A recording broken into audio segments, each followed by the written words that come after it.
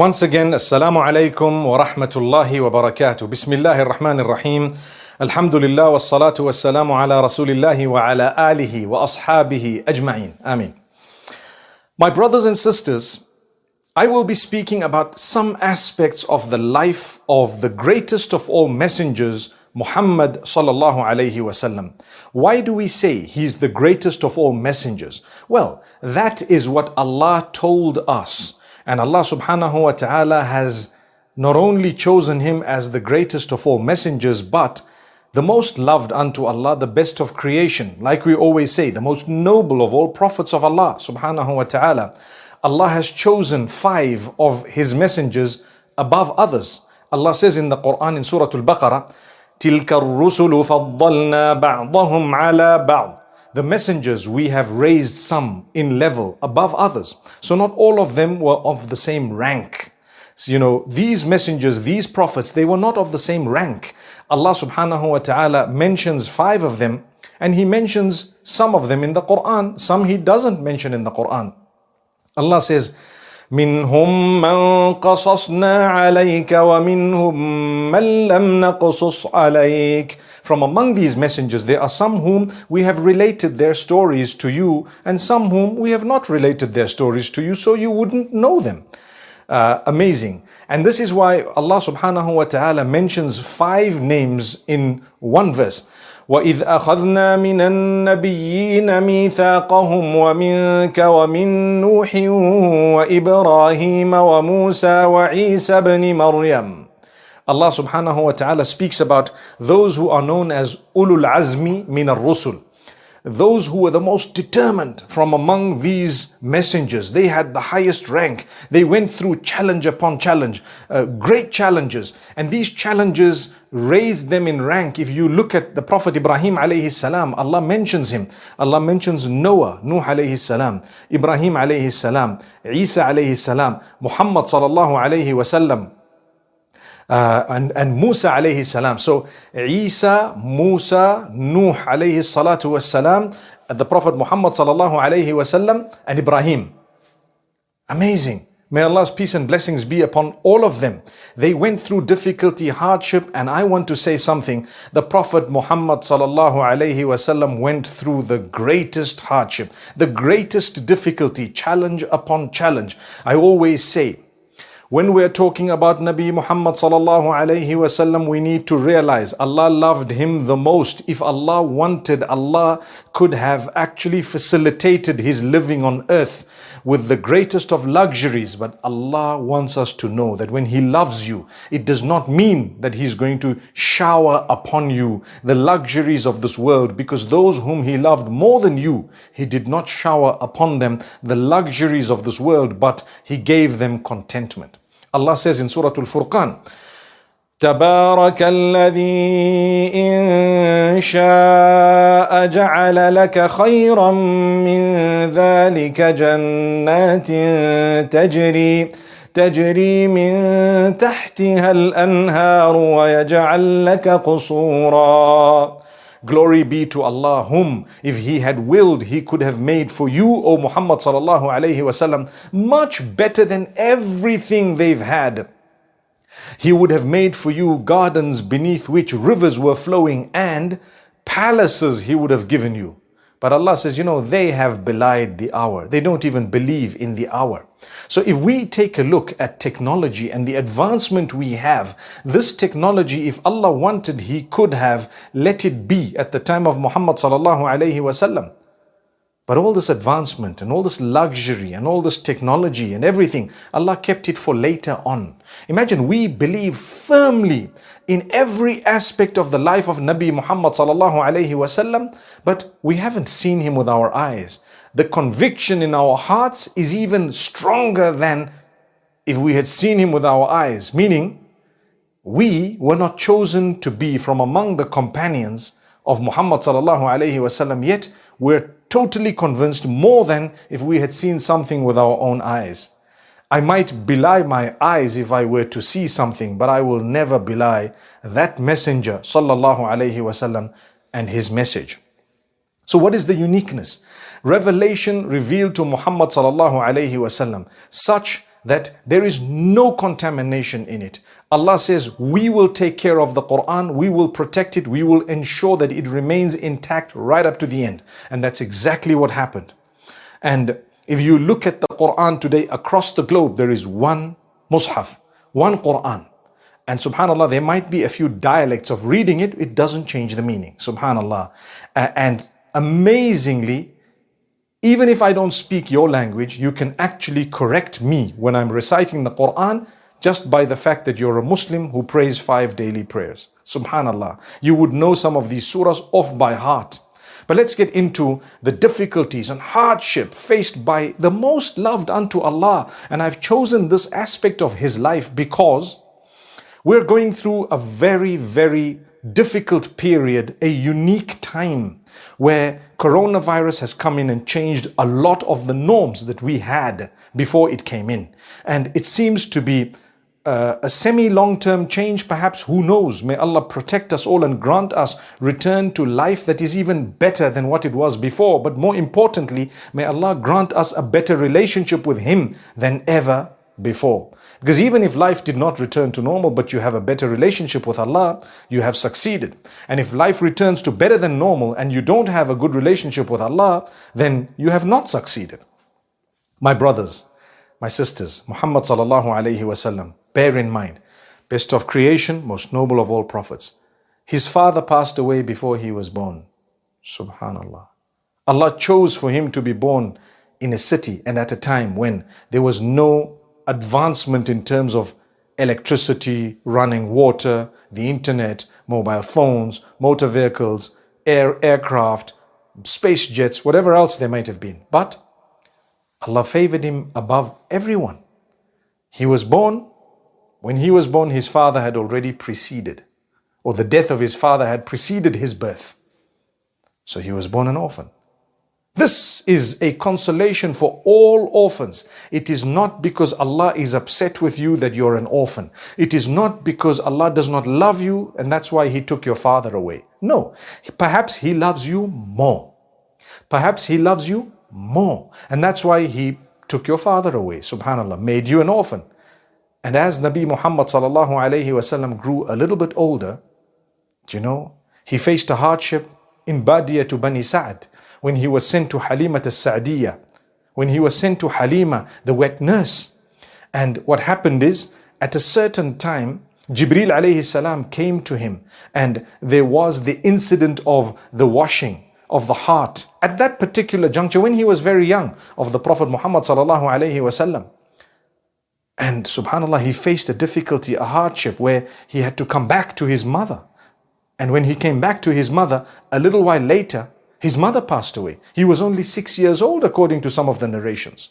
So he stayed with his mother for about a year. According to the narrations, if he had come back at the age of 5, most of the time he did not spend with his mother. And when he did, the mother then passed away when he was 6 years old, still very young.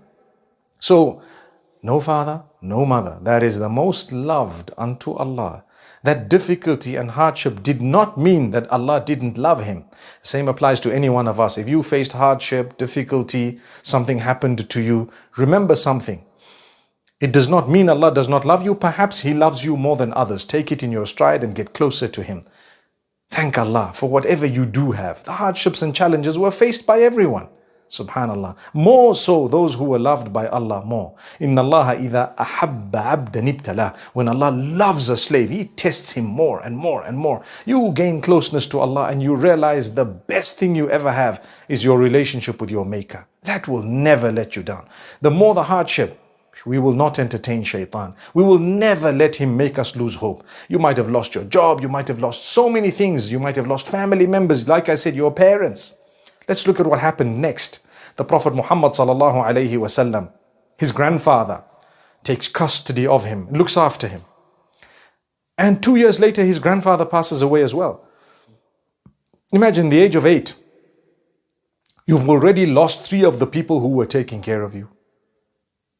One before you were born, the other one when you were 6 years old, and now a third one when you're 8 years old.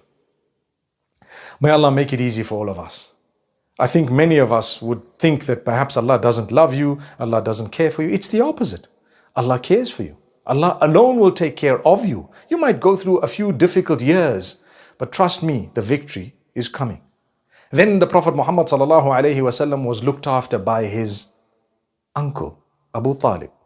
Abu Talib looked after the Prophet Muhammad sallallahu alaihi wasallam, and that's the father of Ali. But Ali radiallahu anhu was not yet born. He was born much later.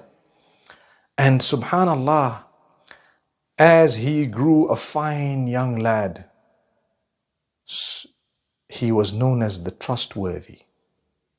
He was known as the truthful, the trustworthy. And it was amazing.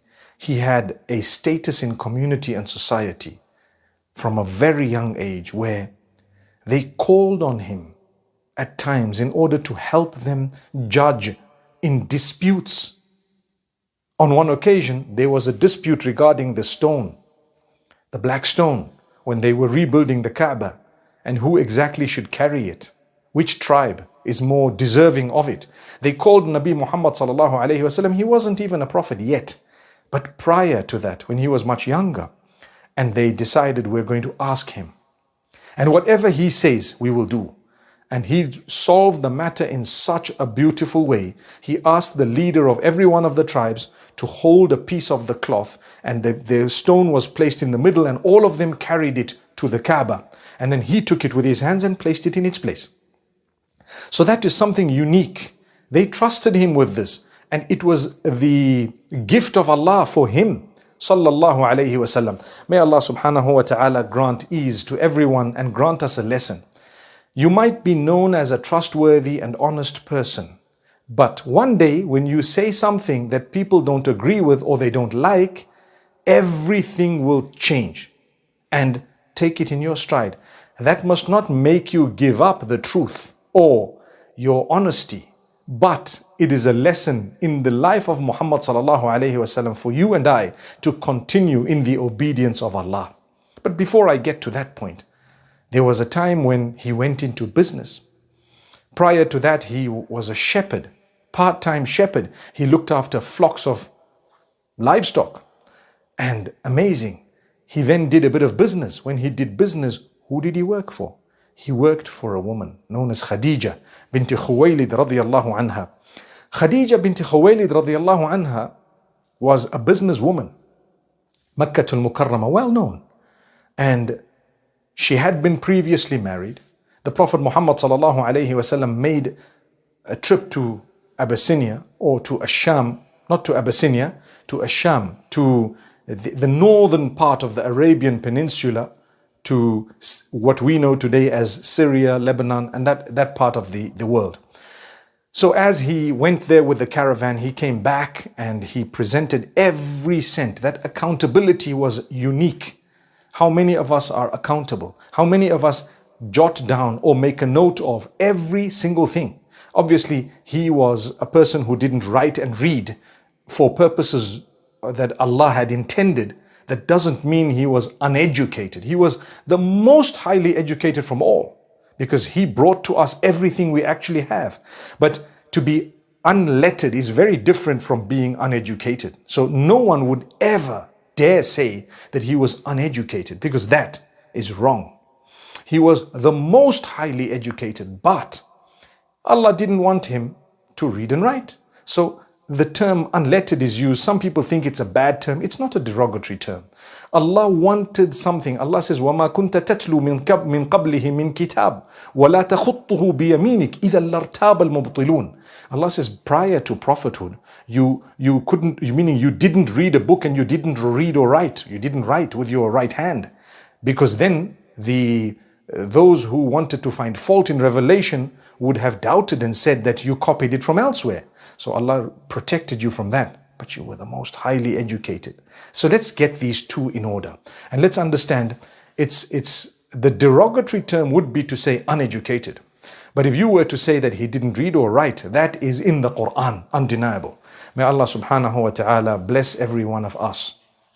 So when he made a note of whatever happened in the business trip, and he came back with lots of profits and so on, and this lady who was much older than him interacted with him, she decided, you know what, this would be a good man to marry. And the message got across to him, and mashallah, they ended up getting married. I learned so many things from this life of the Prophet Muhammad sallallahu alaihi wasallam, this story of his where he was proposed to, directly or indirectly, but the idea came to him at the peak of his youth, 25 years old. And mashallah, someone much older than him who was previously married, who had children. And subhanallah, he was faced with, should I or shouldn't I? Immediately he accepted the proposal because she was fit to be the mother of his children. She was an honest, upright person, dedicated. And that's it. Obviously, when the deen came, she supported him completely. She was the first from among the women to accept Islam. In fact, it is said she was the first person completely to accept Islam. So the Prophet Muhammad ﷺ married a much older woman. And this was at the peak of his life. People say, Na'udhu billah, astaghfirullah, may Allah protect us and forgive us.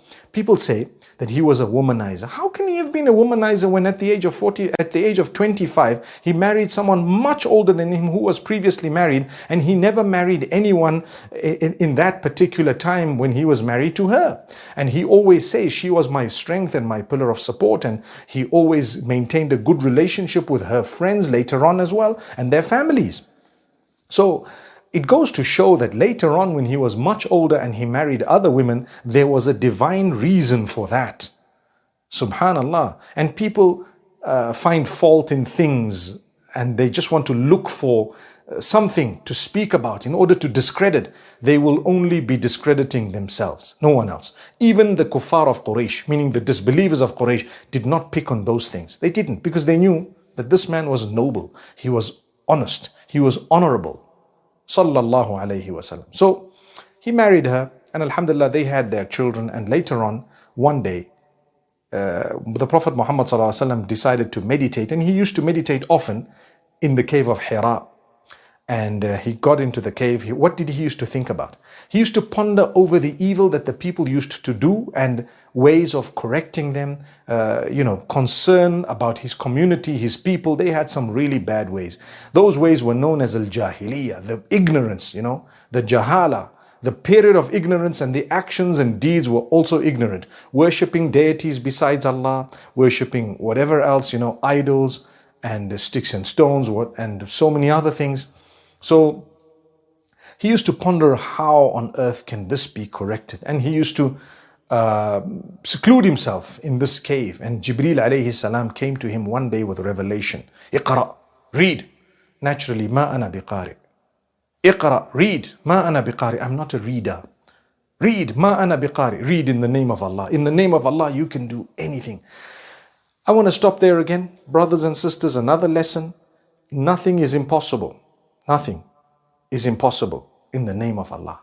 If you were to start things in the name of Allah, nothing is impossible. If you are to actually seek the help of Allah, everything becomes possible. What you thought was impossible for Allah is very possible. He will do it for you. So, in other words, nothing is impossible for Allah. Imagine, Iqra bismi rabbik. Read in the name of Allah. Read in the name of your Lord who created you. Khalaq al-insan. He created mankind from a clot of blood. Subhanallah Rabbil Alameen. Amazing verses. These were the opening verses to do with read and to do with using the name of Allah when you think something is impossible, and Allah will make it possible, and Allah will grant you even more than you ever expected because you did it in His name with His help and you continued seeking that help of His. That's Allah.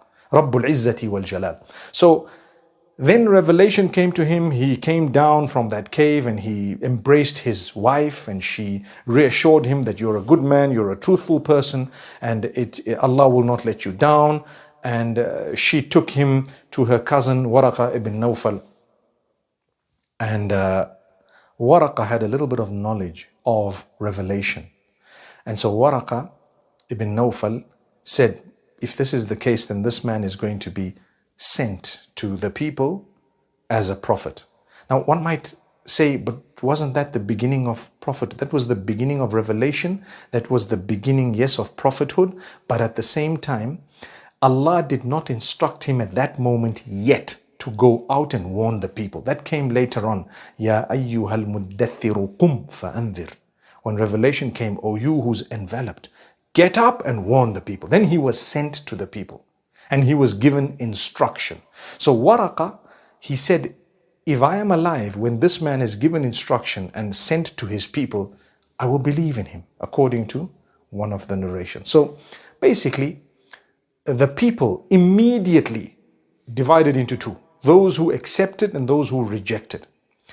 Those who accepted, from among them Ali bin Abi Talib, who was living with Muhammad sallallahu alaihi wasallam, and the reason why he was living with Muhammad sallallahu alaihi wasallam was as follows. His father Abu Talib was looking after Muhammad sallallahu alaihi wasallam. When Muhammad sallallahu alaihi wasallam was young, the age of 8, it started, and he took care of him for many years. And later on, Abu Talib struggled with finances. And so his children were divided among some of the relatives and taken care of by some of the relatives because of financial struggles. And so the Prophet Muhammad ﷺ volunteered to take care of Ali, and Ali was quite young, Ibn Abi Talib radiallahu anhu. So he took care of Ali. Ali grew up in his home, Muhammad sallallahu alayhi wasallam. And at the time of the prophethood, Ali bin Abi Talib radiallahu anhu was considered a boy. He was considered a young boy. That's why they say from among the boys, the first was Ali to accept Islam. From among the men, the first was Abu Bakr as-Siddiq radiallahu anhu. And from among the women, the first was Khadija bint Khuwaylid radiallahu anha. May Allah bless them all. So Abu Bakr then spoke to some of his friends, and a lot of them came forth. This is why if you take a look at the 10 who have been given glad tidings of paradise, known as Al-Ashara Al-Mubashirina Bil-Jannah, many of them, they were brought into Islam by Abu Bakr. They were the friends of Abu Bakr as-Siddiq radiallahu anhu. Abu Bakr was the friend of Muhammad sallallahu alaihi wasallam. It was their circle. This goes to show another point, something we learn from this story. You will be influenced by your friends, definitely, unless you influence them. So when you have a circle of friends, you start doing what they do, whether you know or you don't know. When you have a circle of friends, they start doing what you do at times, if you are the dominant person. And this is very important. Keep good friends so that goodness comes out of that friendship and not bad. A lot of the people who denied the message, they were of a certain clique, they were of a certain circle. They denied the message, and those who harmed the Prophet ﷺ, they were also a certain clique. So if you look at these little friendship circles, each one of them reacted differently. The friends of Muhammad ﷺ, they were the ones who accepted him. They knew him the most. You take a careful look at who accepted the message. Wallahi, it was those who knew him the most. And this is why we are taught that if you want to know more about a person, look at his family members. His wife to begin with, or the husband in the case of a woman, the children. Ask them, the friends, the closest friends, look at whom they befriend and ask them. An acquaintance, a business partner, and a friend. Those are 3 different things. Not every business partner is your friend, not every acquaintance is your friend, not every acquaintance is a business partner, and so on. So we're only talking about friends, those who are really close to you. And you're with them nearly every other day, if not every day. Now, with us, we're taught to build good circles. You attend the masjid every day, you have a good circle of people who don't harass you, they have good character and conduct, or they're taking from your character and your conduct. So my brothers and sisters, that is a very important factor. Nabi Muhammad sallallahu alayhi wasallam's friends helped each other. They accepted Islam, but there was a group, and there were other people who rejected. Immediately they called him a liar, a false person. They accused him of wanting power, wanting money, wanting, womanizing, or whatever else it was. A lot of accusations, being a sorcerer, a magician. All those words, remember them, because if people have accused you of being a magician, doing black magic on someone, wanting money, running after power, wanting fame, wanting this one, they have accused the Prophet Muhammad ﷺ of the same thing. So it's nothing new. In fact, it's a sign of the love of Allah for you. If those accusations are not true, then thank Allah. I mean, a lot of us would get it when you're starting to spread the deen. People will refute you unjustified, which means if it was justified, it's okay. But without any justification, they will hate on you. They don't even know you. They've never met you. Don't worry. Thank Allah. That must make you smile. Alhamdulillah. Allah loves you. Allah, if it happened to the Prophet ﷺ, so now look at you. May Allah subhanahu wa ta'ala bless every one of us. And so don't worry about these accusations, but don't be from among those who accuses others with the same accusations, because then you've just joined the wrong circle. Interesting. That's a very powerful point. Now let me move on because I don't have much time. Unfortunately, the timing is very limited. But let me explain one more thing. The Prophet ﷺ at a certain point in his life lost all of his children one after the other, besides one. Fatima radiallahu anha outlived him. The rest of them, he lost them either in infancy or adulthood. And to be honest with you, any one of us who goes through that hardship, remember, it's not the sign of rejection of Allah. Allah doesn't hate you. Perhaps it's the sign of the love of Allah, because it happened to the one whom he loved the most. The Prophet Muhammad ﷺ, people went to war with him. People, refused food and water to go to him, accused him falsely, tried to hit him, tried to kill him. Allah protected him. All those are not signs that Allah dislikes you. They are signs that Allah loves you. So with this virus, with the loss of jobs, with the loss of lives, with the change of lives, it's not a sign that Allah dislikes you or hates you. Perhaps it's because Allah loves you. It's all in the heart. It's all about the condition of the heart. Are you pleased with Allah? Allah is pleased with you. Are you okay? Are you content? It's a contentment that Allah has promised you. Yes. Well, if that's the lesson we've learned from the life of the Prophet Muhammad sallallahu alaihi wasallam, then that is a powerful lesson. So for this particular lecture, I will suffice at this. And inshallah, I pray that we've all learned a beautiful lesson from the Prophet Muhammad sallallahu alaihi wasallam's life. Like I said, stories from the prophets, may peace be upon them. These were some of the lessons I thought perhaps might be relevant for us today with this virus. And may Allah bless every one of us. أقول قولي هذا والسلام عليكم ورحمة الله وبركاته.